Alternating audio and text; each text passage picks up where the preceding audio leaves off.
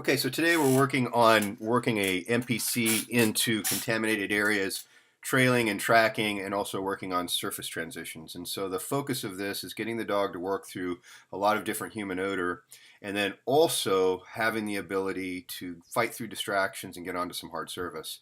And one of the things we're doing with the dog right off the bat is allowing him to locate the article and pick up on the track on his own without any fanfare, without any ritual. It's just boom, he gets into odor and he starts trailing or tracking.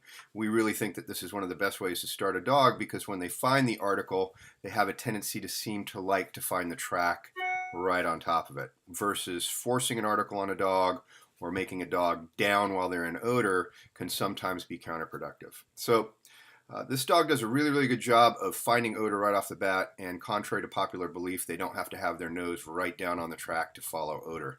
As a matter of fact, one of the things that happens a lot with MPCs is they like to be very visual. They'll go heads up quite a bit, dipping their nose to the ground from time to time.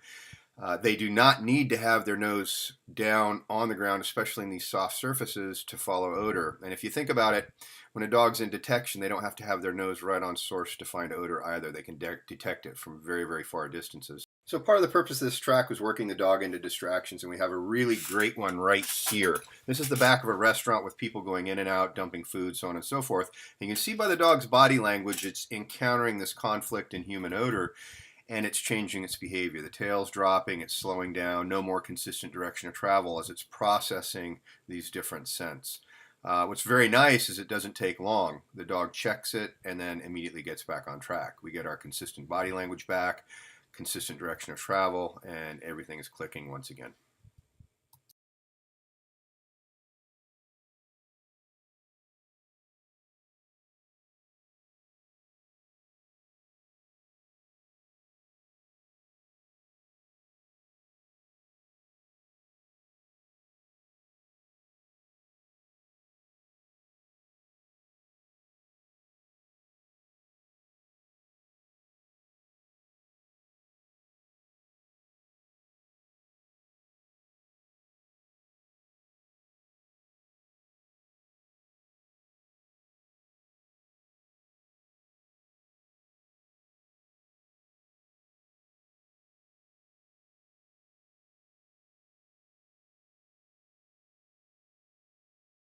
Right at this moment, we're going to get what we call a far alert. This is where the dog gets a quick air scent and tries to work into it.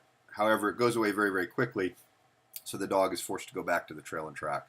That's why we call this a far alert. There's distance to it, there's no direction, and there's no consistency. The dog can't follow it. It might excite them and attract them, but they can't get into it for any distance whatsoever. So we're back on the track, working quite well, good consistent direction of travel, very consistent body language.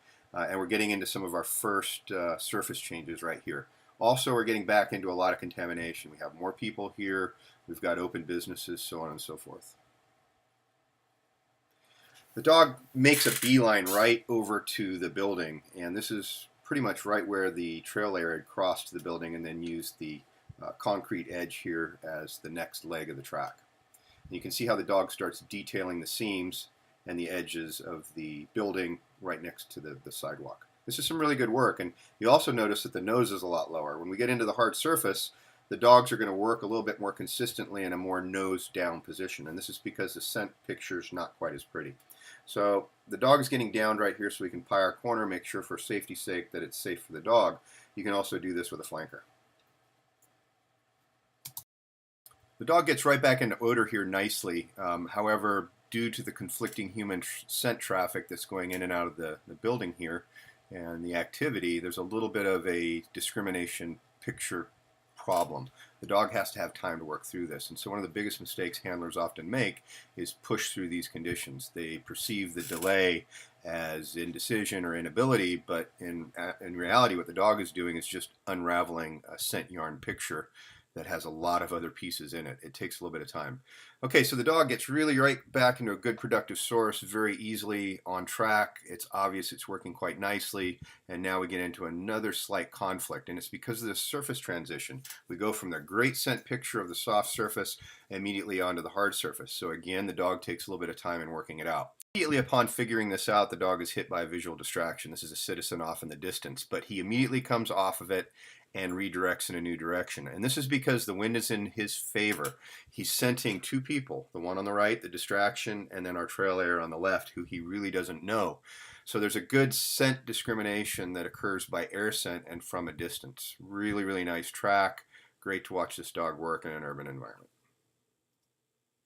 I hope you enjoyed this GA canine training video, and if you really like what we do, if you have an interest in working patrol canines in a urban contaminated environment, make sure you check out my brand new book. It's called The Tao of Trailing, and it's available at www.gacanine.com.